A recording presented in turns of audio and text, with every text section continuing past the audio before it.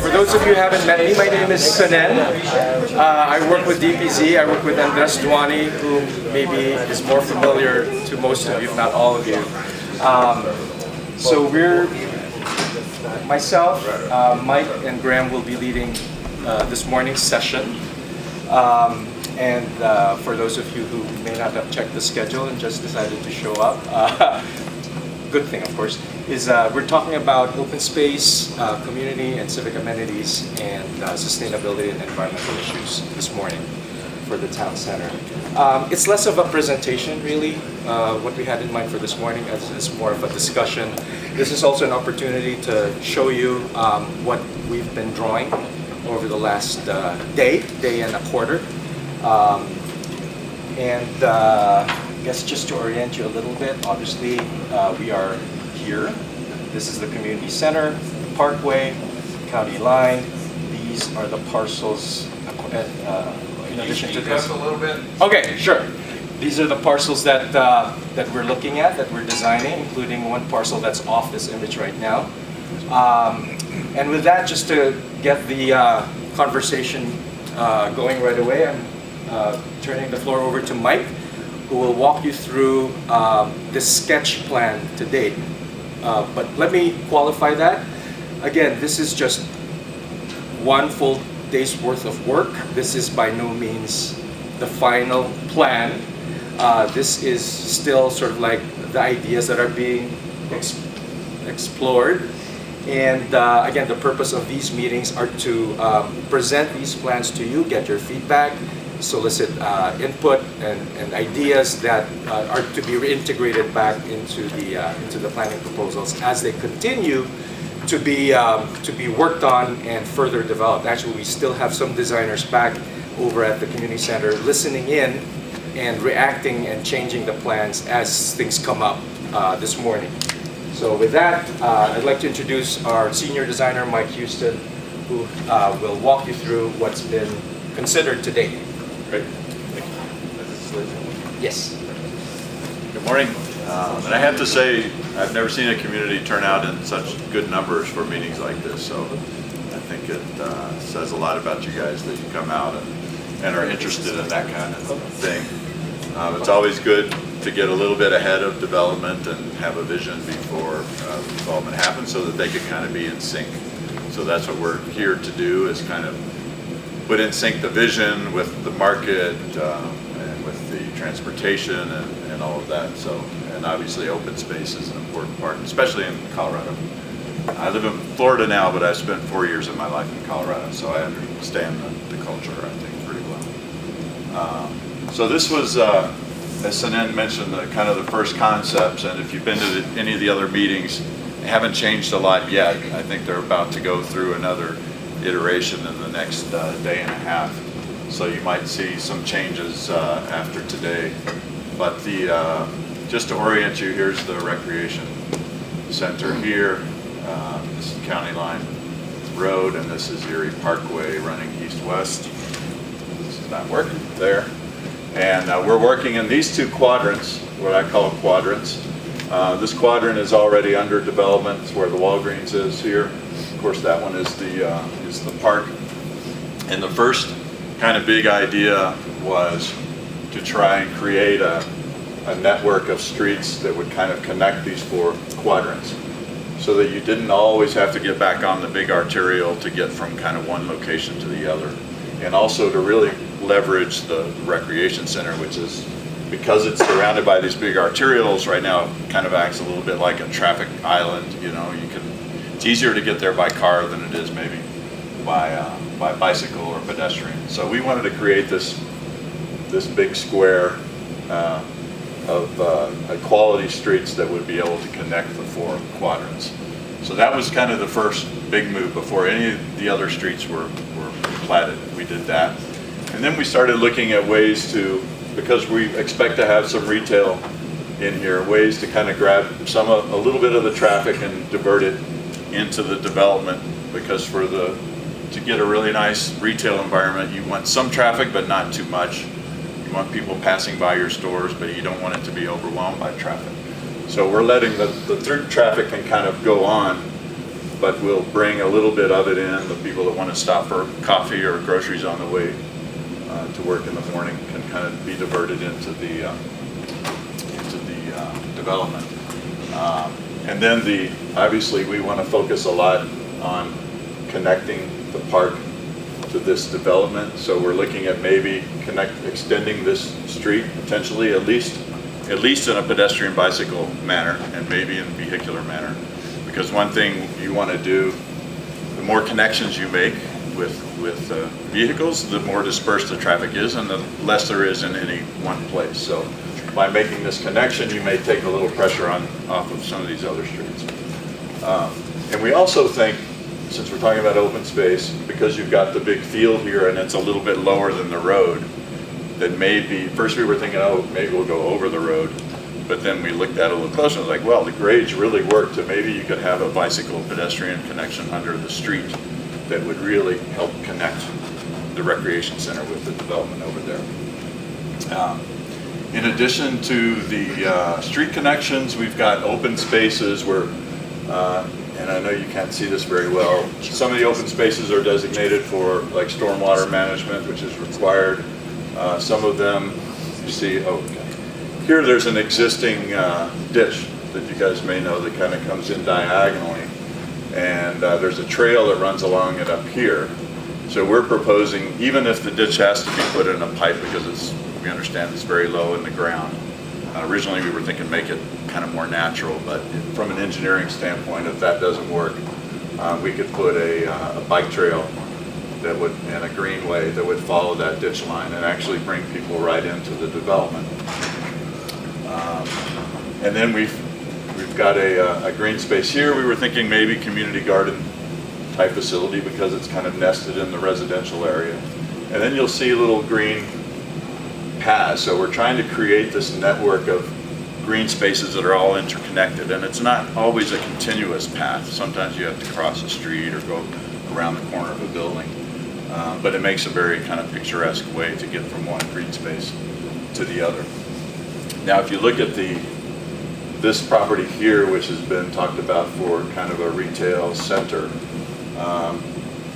the strategy we took, instead of loading up the retail all along the main arterials, was to create kind of a nice main street effect along our new street here. So the grocery store, which is proposed for here, kind of has the best of both worlds. It has their parking lot on one side, which they all need and want, and the exposure to the street. But it also is connected to the pedestrian side of the street as well, and even to this green space. So you get a nice view of the groceries. You're coming down the green space, you're coming from the north over here and from the highway. So we think that works pretty well. We've also got a green here. So we're still exploring this just from an engineering standpoint, but trying to take County Line Road and split off and maybe have a large green in the middle. It's kind of like a roundabout, but it's a little bit elongated, so it'll feel a little bit more like a park than just a traffic circle. That's the idea here.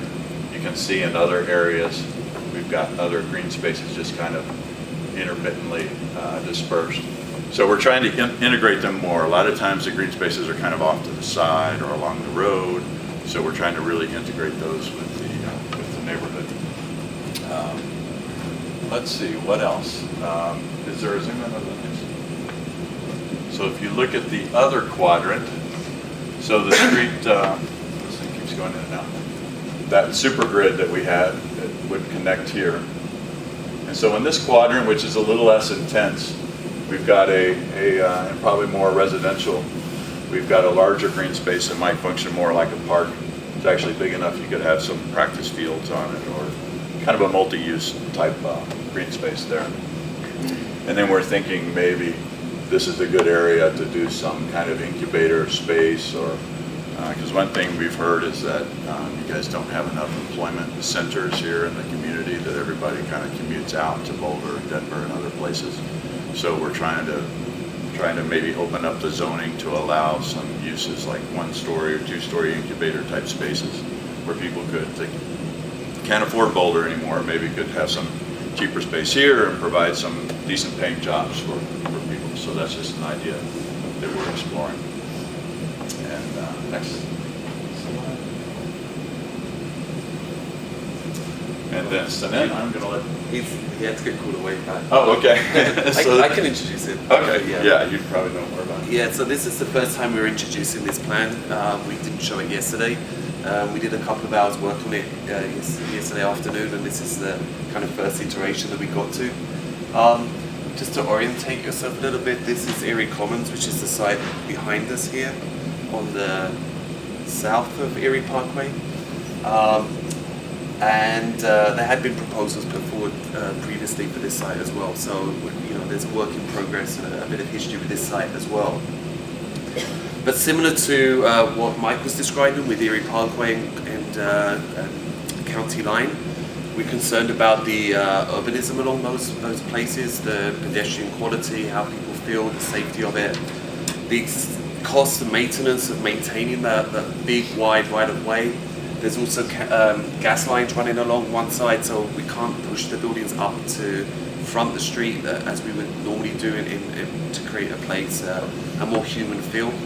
So once again, what we're looking at here is to turn our backs a little bit on that main arterial and actually bring the best street into the center of the site. So and that makes sense. This is a transition from this residential neighborhood into this one to some commercial district onto the main arterial street here, Erie Parkway. And so far what we've done really is take some of the building types that the developer gave us, and we've the kind of wee cottage kind of feel, and tried to reorientate them a little bit to make them I guess a little bit more logical from the way you walk through the site. In particular, we've tried to bring a connection in from the health center and is that the connection? This is the health center here, right? So this is up to the community center. Farwood is. Farwood. That's just the mid-block.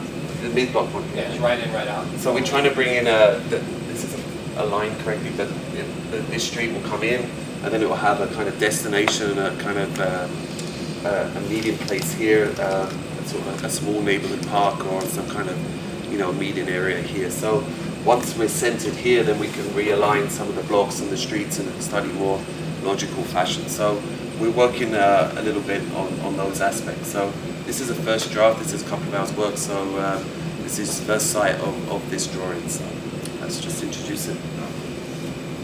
And I think really this morning we're here to get input on open space and parks and find out what we don't know. So these plans are all works in progress. So we're really here to get ideas and listen to people's concerns about open space. I think Andre, somebody mentioned maybe a gym. Can you speak up, please? Somebody mentioned in one of the other meetings that there would possibly be a gym or a fitness center, that type of thing over on this side. Yeah, he was proposing that maybe you don't kind of conglomerate all the fitness activities in one place, and he used the analogy of the mega church. Yeah, maybe. Yeah. So, I think the retail center, we actually looked at a retail center that's similar in scale to this one in Boulder, and it had like a CrossFit and another gym. And so some of those might be even privately owned businesses.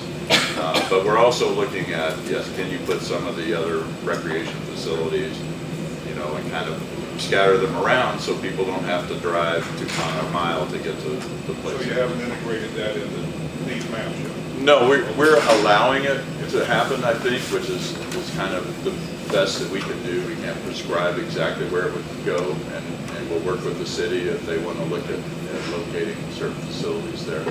I mean, some of the work we'll do today is programming, so we'll start. We know, some of the commercial pods. We know, like the location we think of the grocery store in the center with this kind of tower that gives it a bit of a celebration in the middle. But that could have a bit of a cluster of some extra community facilities if that's what the community are looking for. Do you have a microphone? We can't hear anything now. No. Do we have a microphone? Or just repeat the question. Yeah. Hey, Michael? No, we don't have a microphone. No, okay, there's no microphone. We'll just try to talk a little louder. I see one there and then Bruce. So I get what you're talking about, and in my opinion, we have a ton of green spaces throughout the entire town. You can't build a development without it. We have a ton of tot lots around. I think we ought to think about doing this area a little bit differently, especially where you're talking about retail centers. Think more like a city center in Europe, or a plaza area where if you put the green space by the area where you envision restaurants, maybe the restaurants can align that green space so there can be tons of outdoor seating in that area. If you do it by the grocery store, think about how the East Coast does bins outside the grocery store, so you're viewing all your fresh produce and different things. Think about little shops where they can pull out their racks or card racks or whatever they had for specials that day to make that area more visually attractive to everybody. However you realign parking, I don't care, but one side should be facing that open space so it's usable, and then the outdoor space takes care of itself, as opposed to being another programmed soccer field, right? We have 20 acres being developed up by the high school, and every development has those things. Right, and size does not necessarily equate to quality. And what you're describing is actually the exact approach we took, especially in the retail center. If you look, it's almost like you miss it because it's smaller and more urban in scale. But we have a narrow plaza that we're proposing right here on the diagonal, and then another kind of oddly shaped plaza that's off of that, that's connected to this bike trail. But it's of the size where you could have the cafes coming right up to it and the seating out there. It's not like a park size, it's a plaza or European style plaza size. So we're definitely thinking in those terms. And over here, because it's less dense and kind of more residential in nature, we're proposing kind of more of a park scale. But there's a lot of little nooks and crannies built into this plan that are places where people can gather, and it's more in the scale of, like, you know, Pearl Street kind of area. So Pearl Street, like the entire street. well, right? no, Because not, if you not line, the, if you put, you guys will have a lot, you know, shorter version of it because the market is. so if you just had a bigger plaza area and all three sides of that were restaurants facing that area, that would create a very unique niche space that doesn't exist anywhere in this region. And that would make us unique, us different, us a great place to be, a destination to come. And it's the kind of place where you say, well, I don't know where we're going to eat. Let's show up and see where we can sit. It's just right? a destination. It's just a big space, and I think that's a much better fit for that area. And that it's not square, but that's what we were envisioning in this little piece that connects to The problem is they're going to be too nichey, and I want them to be together. a bigger open space. Bigger, but not. Bigger, small. Just Huge. in I know what you align mean, so that they can all see each other, right? There's We call that there's a placemaking. connectivity when you can say, oh, our friends are sitting right there, or oh, look who just showed up over there, and you actually mingle more than if you're in niches, you don't notice as much. Exactly. Okay. Yes. So as we discussed yesterday, the South Quadrant, as you're calling it, is under one ownership. So it's unified, and it's much easier to accomplish your concept. The north part, which we're a part of, you've got three distinct ownerships. And for example, it's hard to tell, but you said And community realize garden. this has not gone through another iteration after our discussion. Right, but again, just so everybody knows, where you're showing a community garden is the best place to not run into an undermining issue. So that's probably the least. You want more density there. Well, it's the only place you can build buildings. Put your buildings there. Yeah, you want to if you want to do garden, put it where you can't do residential. The other thing, on two of the three communities I've developed and built here in town, we did community gardens. Nobody uses them. So it sounds great in certain places. Well, that's another reason why you have to strategically locate them, because nobody's going to walk even 400 feet probably. It really needs to be nestled in and maybe a much smaller scale than what they a lot of times do. If they put them away from the development or away from the residents, people forget about them and they don't put them right in the middle, and they still don't get used. And they don't. It'd be great if they did, but they just don't. People use the dog park. They use the barbecue pavilion, with the gazebo and the barbecue, and places for their kids and animals to run around. Right. Unfortunately, I haven't seen it. It'd be great if there was a formula. If you're I mean, gonna I've put it in, seen you'd be able ones to that use it. do function, whether they function here in Erie or not, I'm not sure, but, you know, certainly there are examples. Well, I've seen them in, Los Angeles, certain areas. I've seen them in Boulder. Certain areas they do, but for some reason. Is that the general consensus to what do other people think about community gardens? I think it just needs- Overrated? I think it's No, I something think that's it's something that exciting. potentially is gonna be more in the future. I don't think that it's, I think true, busy lights and stuff like that, especially if they're really big and they look overwhelming, Yeah. making them a little bit smaller. But I don't think it's small. I think you're right about the gardening, maybe it's not something that's necessarily going, I mean, I look at Compass when we drive by and I don't ever see anybody outside in that one, and it's huge too. I mean, just driving past it, I feel overwhelmed, you know? And But I would also like to see the small gardens next to the restaurants that they could use. Right, and it doesn't take a lot of space for Yeah, them to do that. and even out front, you know, so Yeah. people can see the stuff growing and, you know, and use that for the business. The one that's been successful in the town was based on the neighborhood coming forward and asking to put a community garden in. There's one in Kenosha Farms that was neighborhood based, and I think that putting in some of these amenities before the residents Right. are there is a mistake on some point, Yeah. because really it should be based on what that neighborhood desires for amenities within their Yeah, park. you could create an open space of a smaller size and then the neighbors can decide if it's a Right. dog park or a Leave the community garden opportunity or a- to whatever the neighbors feel is most important That for goes to them. that concept that Andres mentioned the other day, the subsidiarity, where you decide, make those Right. decisions on the block, Yeah, because neighborhood level. Compass is a good example where they have put in beautiful gardens. And I've talked to that developer. The ones that are really successful is they did a small children's garden that was right next to their pocket park. And that's been very successful for parents teaching their kids how, and it was a smaller scale. But the adult one on the corner has totally failed and they're looking Right. at doing something different. It also depends on the housing type it's near. I mean, all those have enough yard space. They can do their own gardens. And why would you want to go the 400 feet or more Yeah.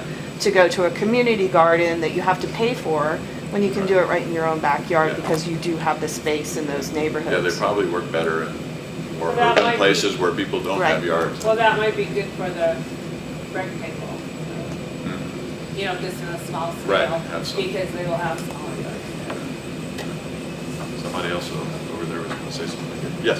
Just our experience to add on to what was said, in Vista Ridge, they are small, they are right next to the barbecue areas, and all the tenants are using all the time, and all they're growing are weeds. So, we ask There's not people enough to please use money in it. the budget to hire somebody to. So are you grow them. saying that it makes more sense to put it in areas where they wouldn't have yards, basically? Maybe small amounts, like small area that can be determined, right? It doesn't have to be built as a garden. It can be determined what that community wants to, like, for the townhomes and stuff Yeah. like that. Well, I mean, yeah, so the enclave at Vista Ridge, which is our property, they are fourplex apartment buildings. We have a big central park area. We have 6 raised garden beds right adjacent and across the 30, 40 feet from front doors. And no one in a year now has used it. how did because there's an HOA that's responsible for basically paying for that, right? We can move that area. There is no age because they're not There's no- condominiums. So what if that responsibility landed on whoever was there? So you're basically getting charged to use that space, right, No. by living there? No. Well, that's what I'm saying, is that's part of their commitment, to come in and figure out how to use that space. If they want to grow weeds in it, they're paying to grow weeds in it versus, Well, in our case, it's a rental property, so it's not a home ownership. I mean, our maintenance people pull the weeds, but unfortunately, it's just not utilized. And I don't know what the secret is to get people to use it, but it goes to the point that somebody brought up. I mean, these are townhomes and flat units with just a patio or a balcony, so there's no yard. You have your own garden, and you can walk literally right out your front door if you live on those 5 or 6 buildings and have one. And no one in the first year of the project's life has elected to do a garden. We also did the patio homes on the other side of Mountain View, 124, and we had a similar park with gardens, and my mom who lived there, she was retired, was the only one that gardened there for 5 years. So And I that's wouldn't been my experience. overemphasize like the impact of those on this plan because it's like a little dot on the whole thing. And I like the concept of people determining the use, you know, especially, maybe not so much in an apartment setting, but in a condo or townhouse development. I've had some experience with the community garden process too, and if there are flowers incorporated like rose gardens, it draws people in more to take care of them. So if it can be a combination of, we're gonna grow flowers that we can cut seasonally to put in our house, that works nicely. The other thing I just wanted to say about the unique thing that's happening here is that I brought this to the sustainability board about pesticide reduction and dealing with the city that already has tons of weeds and trying to maintain that without pesticides is much more challenging than having a new development in which you can plant things really consciously. So xeriscaping and plants that would take less pesticide use. So I'm hoping that you're thinking of that in the plan, everything you're planting, how can we make this a very low or no pesticide area that's safe for our children and our pets. We know that Roundup is now a very dangerous thing, and our children are right there on the ground, our pets are right there on the ground, and so I'm hoping that that is a part of this plan. And the gardens too, I mean, even at a large school, they're starting a garden and they don't even have water for it yet, they don't have any, they have to bring a hose over from the building. And if you were to build these gardens closer to the schools and have the children take care of them, that's another, great way to have the children involved. And just to remind, to kind of draw the line here, we're not the actual ones that are going to plan specifically every tree and thing. We're trying to get the overall larger vision and kind of help the city kind of direct, but ultimately the developers and the property owners will take that information and hopefully incorporate those ideas. Can you talk a little bit about your vision for the pedestrian and bike access from one side county line to the other? Across here? At all three of the crossings? So these we're thinking would be probably, and we're meeting with engineering later today, signalized crossings. So we feel like, by not requiring everybody to come to these larger intersections, that these can be a little more manageable. And so they would be at grade crossings. But up here, because of the difference in grade, it looks like it would be fairly easy to maybe do an underpass type situation. But are you guys, I'm sure you're familiar with that concept because there's quite a few up in Boulder. Do you like that idea of being able to cross from one side to the other? I like not having to go cross traffic. Yeah. If there's an underpass or Or an overpass, yeah. You've got to get past that gas transmission line, county line. Underneath? It's underneath. And I'm sure overpasses, engineering is going to bring that up today. overpasses can be fun, can be artistic. Once you're up there with your kids, you can see so far. Yeah. So, They've got to be completely accessible. yeah, Yeah, they're rideable. They're always a good alternative too. Yeah. Sometimes hard to get people to use them, but some people like to go up to get the view and stuff, but if you're just trying to get across, a lot of people bypass them. There's a lot. Yeah. So you want, Jim? This is on another subject, and this is not quite open space, but visually, I would hate to see all the parking there at that northwest quadrant. I drive that every day to work, I work at the PD, and so I go up there, and to have all of that blacktop and cars parked there, I appreciate having things facing inward and to the park, but if some thought could be paid to what that looks like as you drive by. Yeah. And I think there's nothing worse than asphalt and cars on it. Yeah. I agree with you. There's nothing worse than asphalt. Our concept that we were throwing out was that, it's really difficult to kind of urbanize these big arterials and, this vision of having walkable storefronts along the big highways. The scale is just so immense that it's hard to do. And also when you really want to create a kind of a what we call Main Street environment, you kind of need buildings on both sides, and because of some of the constraints like the parking area that's over here that you can't build on, it's hard to reciprocate that and put those buildings lining. And the right of way is so wide that they don't give you spatial definition. So so it's kind of like you have to pick and choose your battle. Hopefully, you know, with autonomous vehicles, there's a theory, we don't know yet, but that parking lots might be able to shrink quite a bit. So any parking lot that's designed, we always recommend designing it with kind of a block structure in it. So if parking lots do start to shrink, you can actually start to infill them with housing or commercial and other uses and really make them city blocks instead of just parking lots. So hopefully any parking lot is going to be kind of a temporary condition. It may be temporary for 10 years, but we do have projects, or DPZ did some projects, a project in Maryland, where they planned the parking lots to be building sites for future buildings, and now they're actually building housing in those blocks. So they've decided they don't need as much asphalt, and they're putting housing there, because I would much rather see it used as housing than asphalt. Yes. Where is the car access to that? Here is, so you would come off of here and then go in there and there into the development. And we also actually talked about a right in, right out if engineering will let us closer directly into the parking lot.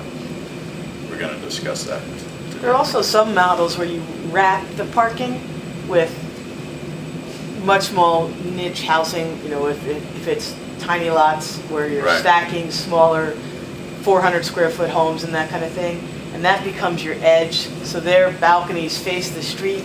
Right. The other side faces the parking lot, and that parking lot now has mixed use. During the day, it's for the businesses, Right. but during the evening, it's for the residents. Yeah. So your utilization is much better. We call those liner buildings sometimes. So yesterday you talked about how you had oriented that tower to be visual from multiple locations. To what extent have you used landmarks like Lawns Peak and other natural landmarks or other areas within the site to lay out the streets so there are really cool focal points happening within the community? Yeah. I would say we haven't done that yet until you brought it up, so it's something we'll look at for sure to get those vistas. Is Long's Peak, do you think that's the primary? I guess that's because it's taller, it's the best one to kind of focus on. We'll need to walk the site to see what's out there. Yeah. Do that, take some pictures, download. So I really like the field in the southwest corner, quadrant or whatever. Right. And like potential use it for soccer fields or stuff. We're gonna 3 kids who play soccer here near me, and our soccer field gets super crowded. Right. So especially if you do that street up there, that's kind of on the other side of the tennis courts, it goes straight through the soccer field, which is. I think it mostly misses. It goes because it hugs the It kind of goes along tennis the court. tennis courts, right, it goes right through the soccer field, not through the middle of it. But Right. It goes through Along the side of it, yeah. So there's already an issue with crowding up there anyway. If you've got a street going through a soccer field, like that's a potential safety concern to me. And also we lose space, which there's not a lot of space in the rec center. And so I like adding another soccer field, potentially moving some of that traffic away, which traffic is a nightmare on Saturday mornings. So I like moving that away. I also like the idea, I think she mentioned it earlier, of having sort of a, I kind of picture old town America. We've got the central square park with all the businesses in it. Doing something like that with restaurants like she was talking about. Because after a game on Saturday night, there is nowhere to go except Burger King. Nobody wants to go to Burger King after soccer.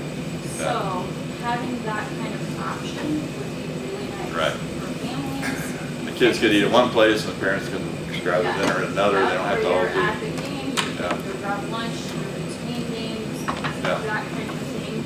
I'm also thinking a little bit about if you picture Main Street in Longmont, the Main Street with just restaurants and stuff lining both sides of it, so if you picture that kind of a thing with the parking middle, would be really wonderful, and parking behind it.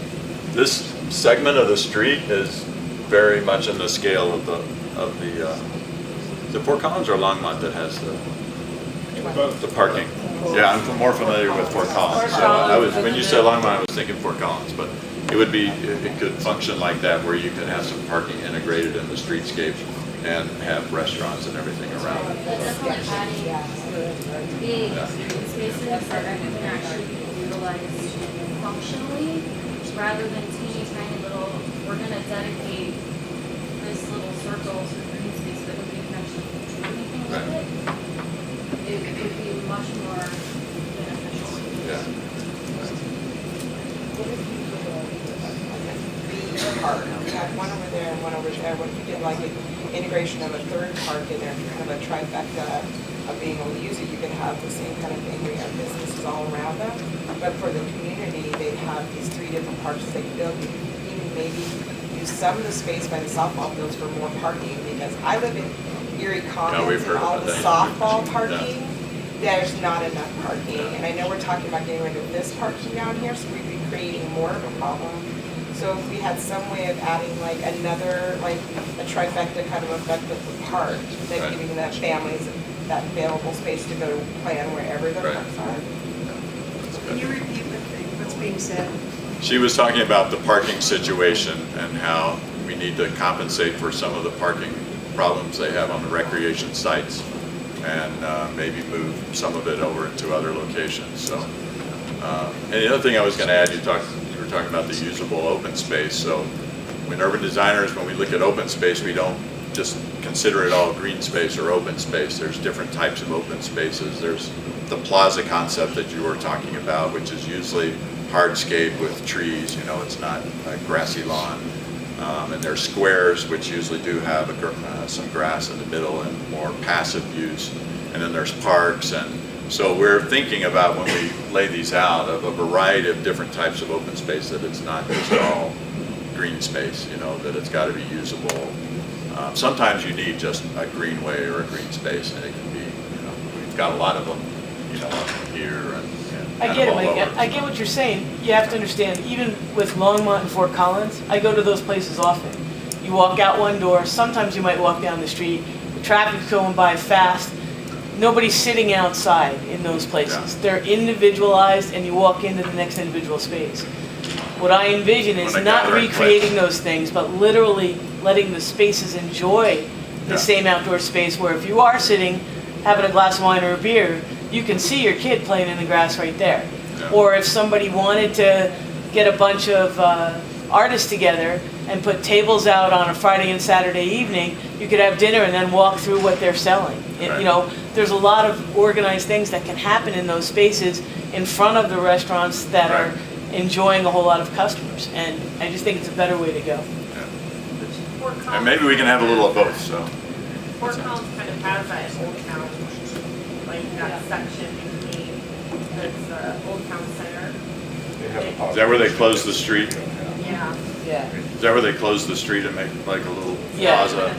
That little triangular place area. Well, I think the challenge is you've got to be able to come up with something that's going to be popular beyond game days for events and Friday or Saturday night. I mean, these places have to go at least 7 shifts, if not 14 shifts a week to support what it's going to cost to do it. We don't right now. We don't have the population or density that Fort Collins, even Longmont, has. I mean, think about it, Longmont's got 5 or 6 supermarkets. We've got 2 at the outskirts of town. So these are some practical things to think through. I think this concept has a lot of promise. As I said before, and I think the town really needs to be dialed in on this. You know, the southern piece is one ownership.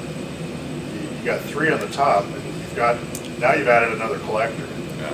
And how is that going to develop? There should be a roadmap to ensure that everything people are looking at that comes out at the end of this process can actually get done instead of an empty promise. And that would be great, but 20 years from now it's sitting empty because some of the properties don't have access, or you've got a recalcitrant owner. I don't want to do it, and it all sits there, so you. Yeah, that's what we're aiming for through this process, through this week, to get to that level of the plan where it works for you guys and works for the city and works for, and you know, it's always our goal as planners, we're always thinking about quality of life, which actually Colorado is really good at and a lot of other places are not, but that kind of guides, you know, economics and education and recreation.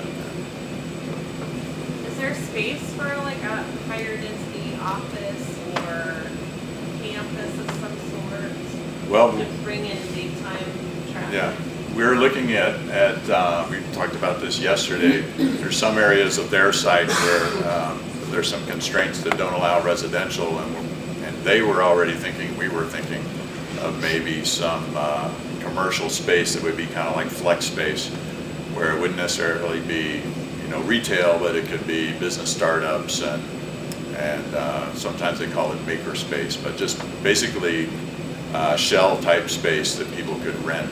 You know, people that are since Boulder is getting more expensive, maybe want to come down here and start their startup or business in this area. So we are thinking of that. And so this area up here, we're looking at that type of use, and also down here in this quadrant. And ideally, we would have a kind of a flexible zoning that would kind of allow it to happen in different places. Is that what you were thinking? No, I was just curious if there was like multi-story, like up to 3 stories, or I didn't know is there a limitation? I think 3 stories. Where's Deborah? Currently, it's 3 stories. 35. Yeah. But because of the mines, there's only a very slim, narrow piece of the land that supports. On their property, where you can do It's up against the house. it kind of comes like this, right? Right, it's right in the middle.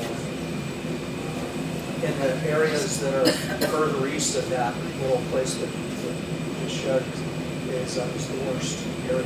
It's got the shallowest mines, and Right, actually so 2 mines this area. crossing that area. And so that has to have small footprint, mostly ideally single story. Which we like that incremental look, you know, because everything people build today is so massive and big. And I think that constraint might work in our favor to create this 1-story village kind of thing where you can have creative type business uses and things like that. In fact, that the plaza suggestion could work very well, where you can't have a lot of density because of the mines.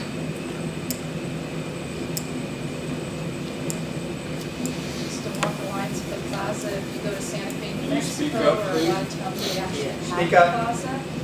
If you go to towns like Santa Fe, New Mexico, or where they do have a plaza, they've also put into the development of it places for music, a bandstand. Nothing draws people more than entertainment or festivals, and that's going to get the businesses more activated as well. So I'm hoping in this you're thinking of that as well. Yeah, programming the spaces is, and I think commercial developers are realizing that more and more. We were talking about the other day how they're putting bocce ball in the center of places and little band shells and things like that, because they know the more people they get there, the better for the businesses. So. Yes? I'm struggling a little bit with the plan because it was so suburban. I mean, with the west areas having the parking lots at the 2 corners, and wondering why we call this the town center, and we're not seeing a real town type development occurring at these 2 corners. The map in with the city's development, the city center, and the recreation center and libraries. The city hall that we moved to this area sometime. Does the city have additional land available here to do that? Or somebody brought that up yesterday, moving the city hall, and Andres, who was leading that meeting, suggested that, you know, you don't want to extract important civic functions from the old town and, like you said, pull them out to the suburbs. So I think this development is kind of a hybrid. It's obviously the context is kind of suburban, and we're trying to pick our battles and kind of create an urban experience in some locations, especially along this street, since this one has already kind of been designated for some retail type activity. So I think you'll feel like you're in a pretty urban place when you're in here, even though you have the realities of the parking lots and things, most people are still going to arrive by car, so you still have to accommodate. Something you can take examples from Fort Collins when they've gone into their suburban commercial centers and made them development along towards the street fronts. They get the appearance of a screening some of the developments in the back, some of the big grocery stores. Yeah. The grocery stores will be broad no matter where it's put, because there'd be a demand for grocery stores. Right. The smaller activities, the rest of the small restaurants that are indoors and the commercial spaces have that frontage on the street so people know they're there. Right. We'll see them, see what's going on. And Yeah. taking this and not pulling those uses out to the street front actually hurts them in the sense that they're there. It also puts the parking inside of those commercial activities adjacent to the street where you're losing the access between the buildings that are on the outside edges that where you want to pull people to the inside from the residential areas. And are you going to have back doors against the street if you have a grocery store coming that corner? Well, backside? like for instance, the grocery store has kind of a main entrance that's on the corner, so it faces both the pedestrian side and the parking lot side. And I think we've also got some other retail spots out here that are more kind of arterial driven, because you kind of have two types of businesses. Some, like you say, want the exposure of the highway, while others, you know, maybe the coffee shop can survive, you know, on the internal street, or the bike store, or whatever it is. Some of those, you know, we're very familiar with the concept of lining the stores on the street, and it aesthetically kind of works okay, but they're only kind of pedestrian oriented in theory and not really in practice. Everybody still drives there. Very few people actually bike up and down the arterials or walk up and down the arterials from one place to the other. So Andres called it lipstick on a pig, I think, the other day. So we're proposing kind of a different take on that. We're saying, you know, let's not pretend like this is going to be an urban street and a quaint little main street and an urban experience. Let's give to the highway what it wants, which, you know, the grocery store and some of the other uses are going to want that exposure. But for those that can kind of, you know, the dentist office and, well, actually I heard you guys have a lot of dentists. No dentist, wrong example, whatever it is. The other, I should have brought this, do we have the scale comparison we did on this slide? So if you were there yesterday, you've already seen this, but we, just for a study, we had breakfast at this place in Boulder yesterday and this morning, actually, at this little coffee shop. So this is Arapahoe and Folsom, and the McGuckin Hardware, is that the right name? Is right there, and the Sprouts is right there. And we noticed that, like, this big block had almost everything that it seemed like a community would need, and all in a fairly small area. And it's got, you know, 2 barber shops and the bike store and pizza place, and I mean, you can go down. This is not even all of the shops. We kind of started to label them, and we said in ran out of rooms, and he said he didn't get all of them on there. But we were curious how that related to the scale of our commercial center that's being talked about. So if you look, we're talking about this area. And so we printed it out to scale, and we traced it. I guess go back to the other map. So if you remember that block right there, no, back to our plan.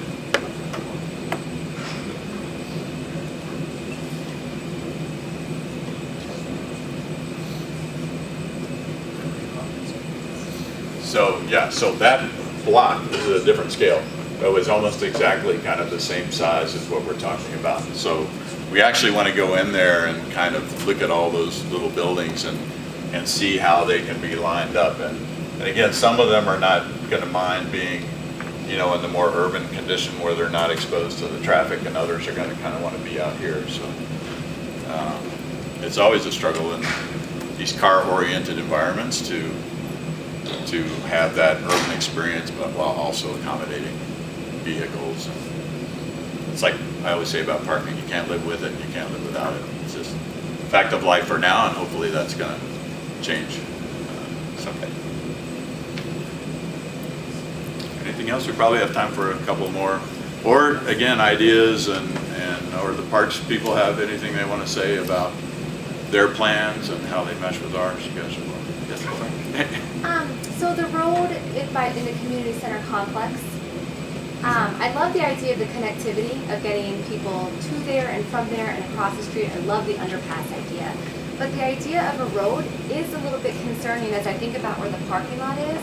And that's a ton of soccer patrons crossing now a road to get to fields and tournaments and games. So I don't know if there's any, I love the pathway and getting people there without needing to drive, but a road, taking away some park space as well as getting people to cross that road to get to where they need to be is a concern. Could be a concern. And again, to me, the priority would be pedestrians and bikes. And, you know, from a purely traffic transportation standpoint, it makes sense to make that connection, but it may not make sense in the long run. Is that road right along the tennis court? Yes. So you wouldn't always walk on that side? Well, you would have enough room for a sidewalk on. Yeah, we typically put sidewalks on both sides if we can. But yeah. And that oval is the existing thing that's there? It's, yeah, we took a few liberties with it, but we haven't really zoomed in to look at it in detail. We were just thinking of some traffic calming thing here, so, you know, you don't want people zooming obviously through there, so we were kind of slowing people down. And, you know, you can get people to slow down quite a bit with just the way you design the road. You make the lanes narrower, change the pavement. You know, there are things you can do to make people not zoom through. Whereas, you know, in contrast, these roads are kind of built for speed. So our proposed interventions here would definitely help slow down traffic while still keeping it moving, which is kind of the advantage of roundabouts and things like that. Mike, maybe we could get some feedback on that. As we're designing what I'm starting to call the peel about. And this is Paul Crabtree, by the way. He's our civil engineer and transportation guy.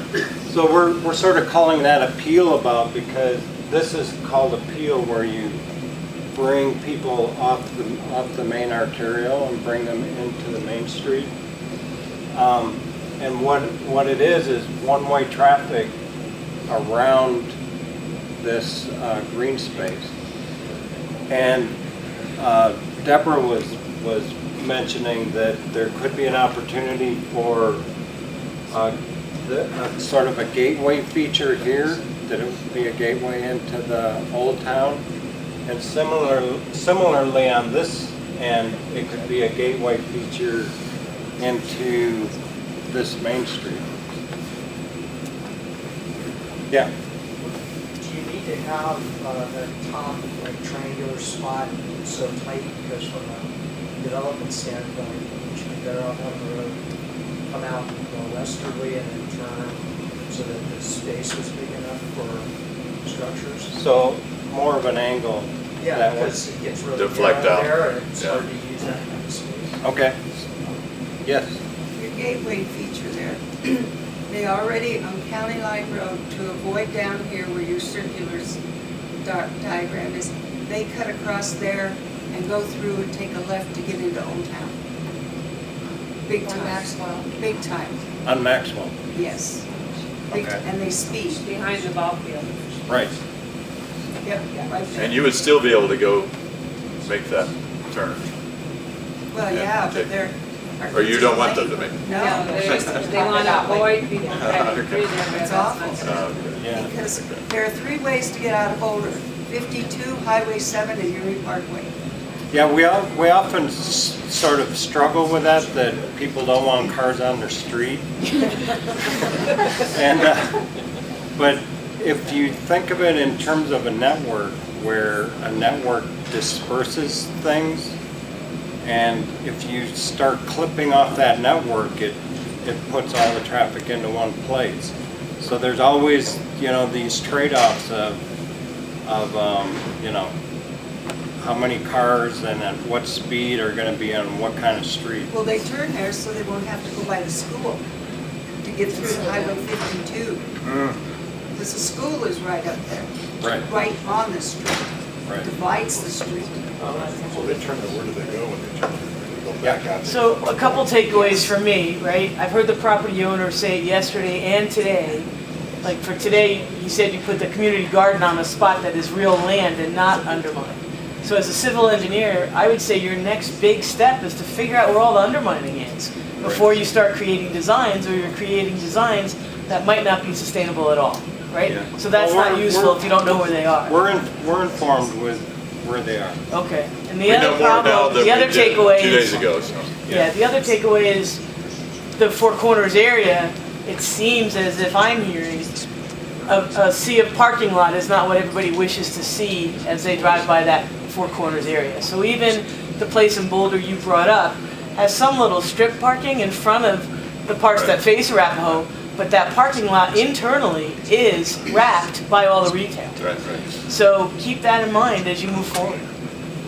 I would bet that we'd love that center. I would guess it doesn't meet the current parking standards for most subdivisions. but Well, we we're would like to look at creating that. new parking standards, right? We're creating new zoning, we're creating new everything. So talk about what's best and not what was. Oh, yeah, for sure. Here's another Boulder example. Compare Pearl Street and 29th Street Mall. And because everybody keeps bringing up Old Town and then this, and they both function very well. They have very different amenities and a totally different vibe. Even on Pearl Street, 9 o'clock on a Saturday night, except for the college kids, you could shoot a cannon through there. So everybody else is home and watching TV. Well, and we're still a community with, 2 kids under 10. At 9 o'clock, most of us are home. Right, no, I know. And that's not gonna change. But I just want to make sure that these guys understand that. Yeah. Because we're not a late night place. No. And even if you go to the most urban places, I just took a trip to Europe, there's very important, beautiful plazas that at times are empty. So we're not afraid, just because they're empty for some hours a day doesn't mean you don't want to provide them or, have them there for when you do have activity. So we know it's not going to be bustling, super busy all, 24 hours a day, but that's okay. Be one more? Yeah. I just wanted to add to what she said, which I thought was really great. She's out there studying the McGuckin. What does she say? Area. There's not just one cluster of parking. Yeah. That whole area has a cluster here and then businesses and a cluster here, so we can break Break it that up, somehow. yeah. No, I think we definitely have. But don't use borders, borders in the middle, because we're parking lots.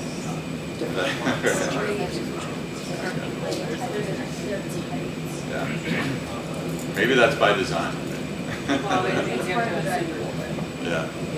Right. We All were right. just in Europe, and one of the things that was very attractive about a lot of the places that Speak up, please. we were just in Europe, and a lot of places that were really attractive to us were places that you go that cars weren't allowed.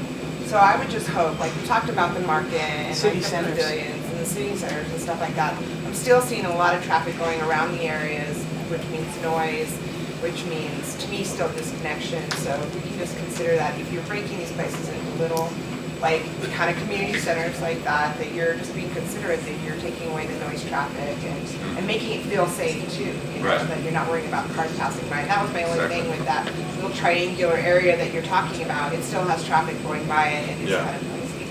Well, So- best case scenario, we like to design these, the most intense parts of the streets to have kind of an alley condition in the back that leads to the parking, gives you access to parking so that you can actually close down those streets for activities. And so when you do have the farmer's market, you can block it off and you don't have cars coming through there and things like that.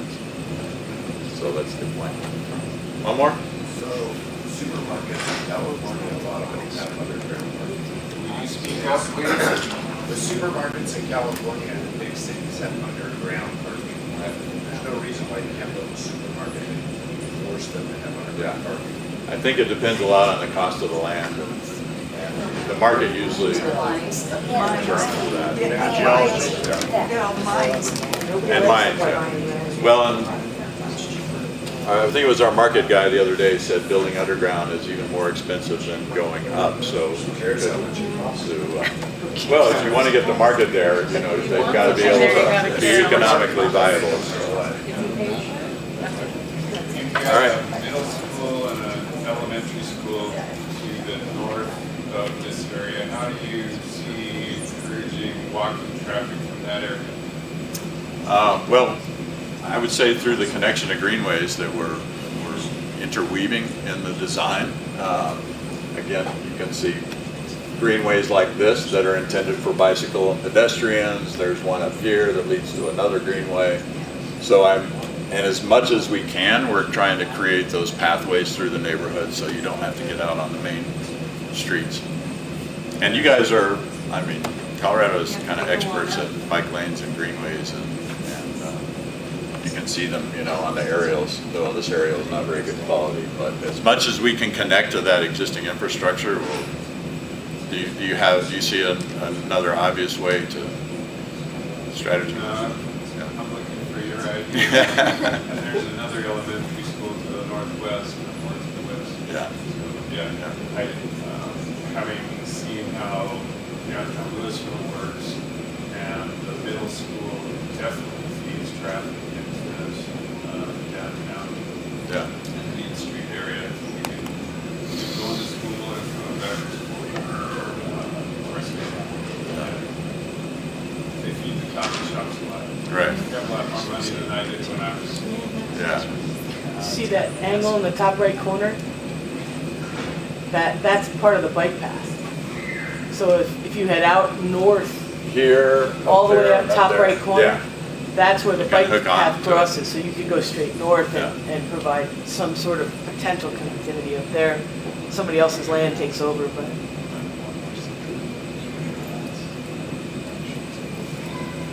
All right. Thank you all for coming, and keep coming. Have more meetings.